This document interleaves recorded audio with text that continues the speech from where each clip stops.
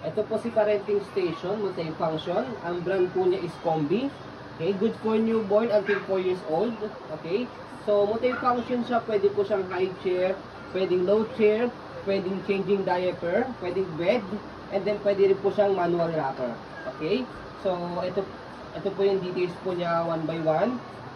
Okay, so by the way, already washed na po ito. Pwede na po siyang gamitin. Okay, so ito po yung details po niya one by one.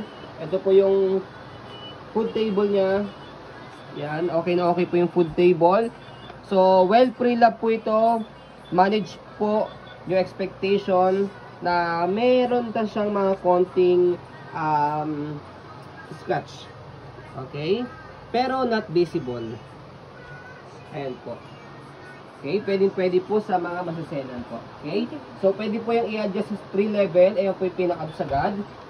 Tapos, angat yun lang po itong dalawang side sa gilid. Yan. Ito po yung sumunod. Pag medyo malaki-laki na si baby. And then, kapag around 3 to 4 years old na si baby, yan.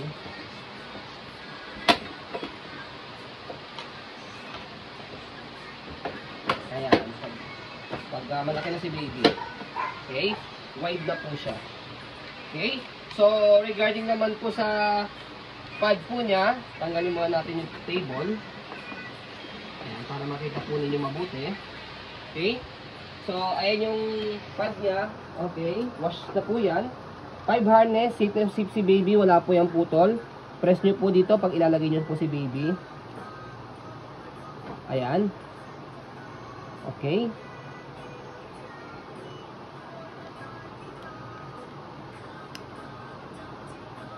Walang discoloration. Okay. Wala po yung faded, wala pong discoloration. Ito po yung footrest niya. Dito tapakan. Ayan.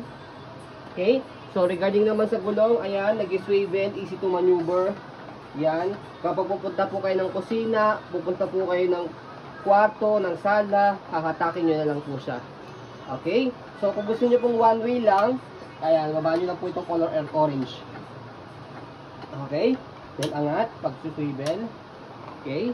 So, sa likod, ayan po yung body frame po niya. Okay. So, yan. So, ito po yung lock po niya pagka hindi nakaswing. Pagka nakaswing, slide nyo lang po siya. Ganon din sa kabila. Ayan. Nag-manual swing po siya. Pero syempre, pag isi-swing po ninyo, higa po ninyo. Ayan. Okay. And then, kailangan isa-stop nyo po yung gulong niya sa likod. Ayan. Okay. So, kahit nag-cellphone po kayo o ano ginagawa po ninyo, pwede nyo po siyang duyan na ganyan. Tapik-tapikin nyo lang po ganyan. Okay.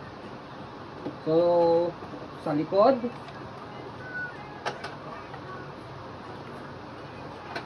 Yan. So, ito yung stopper natin. Angat, baba nyo lang po yan. Tapakan nyo lang po yan. Okay. So, ito sa likod. Dito po siya ina-adjust kapag gusto nyo pong i-semi-recline o higa. Press nyo lang po ito, and then ito, press din pababa. Pwedeng semi-recline na kaganyan. Okay, pwede rin pong nakahiga. Okay, automatic yan. Ito, maggaganyan po yung style niya para po hindi po mauntog si baby dito kung ano, saan man po siya tatama. And then ito automatically, sa footrest niya, tataas po siya. Ayan. Ayan. Okay, nakita niyo, tumataas po siya.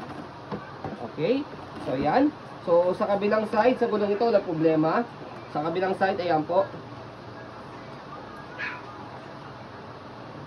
Okay, so by the way, may pinapress dito color orange dahil dito po siya ina-adjust yung level kapag po iuupo or ibababa.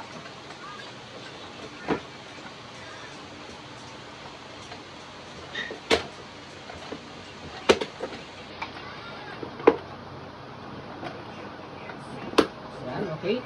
So press nyo po ito left and right dito. So, ito lang po muna yung pinakamababa.